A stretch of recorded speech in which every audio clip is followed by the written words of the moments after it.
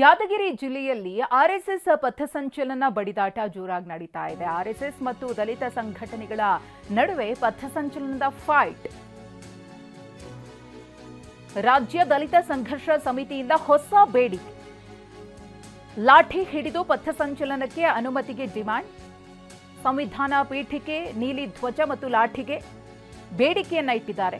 November 4ರಂದು ಕೆಂಭಾವಿಯಲ್ಲಿ ನಡೆಯಲಿರುವಂತಹ ಪಥಸಂಚಲನ. RSS ದೊಣ್ಣೆಯನ್ನ ಹಿಡಿದು ಯಾವ ರೀತಿಯಾಗಿ ಪಥಸಂಚಲನವನ್ನ ಮಾಡ್ತಾರೋ ಹಾಗೆಯೇ ನಮಗೂ ಕೂಡ ಅವಕಾಶವನ್ನ ಕೊಡಬೇಕು. ನಾವು ಕೈಯಲ್ಲಿ ಲಾಠಿ ಹಿಡಿತೀವಿ, ಸಂವಿಧಾನದ ಪೀಠಿಕೆಯನ್ನ ಹಿಡಿತೀವಿ, ಹಾಗೆಯೇ ನೀಲಿ ಧ್ವಜವನ್ನ ಹಿಡಿತೀವಿ. ಇದೆಲ್ಲದಕ್ಕೂ ಕೂಡ ಪರ್ಮಿಷನ್ ಅನ್ನ ಕೊಡಬೇಕು ಅಂತ ಹೇಳಿ ಮನವಿಯನ್ನ ಮಾಡಿಕೊಂಡಿದ್ದಾರೆ.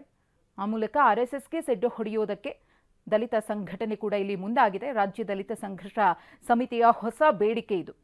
ಚಿತ್ತಾಪುರದಲ್ಲಿನ ಆರ್ಎಸ್ಎಸ್ ಪಥಸಂಚಲನ ವಿವಾದದ ಸ್ವರೂಪವನ್ನು ಪಡ್ಕೊಳ್ತು.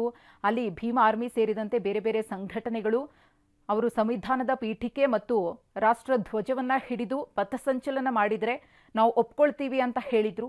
ಇಲ್ಲಿ ಆರ್ಎಸ್ಎಸ್ಗೆ ಸೆಡ್ಡು ಹೊಡೆಯೋದಕ್ಕೆ ಯಾವ ರೀತಿಯಾಗಿ ಡಿಮಾಂಡ್ಸ್ ಅನ್ನ ಇಟ್ಟಿದ್ದಾರೆ ರಾಜ್ಯ ದಲಿತ ಸಂಘರ್ಷ ಸಮಿತಿಯವರು ಅನ್ನೋದನ್ನ ಗಮನಿಸ್ತಾ ಇದ್ದೀವಿ.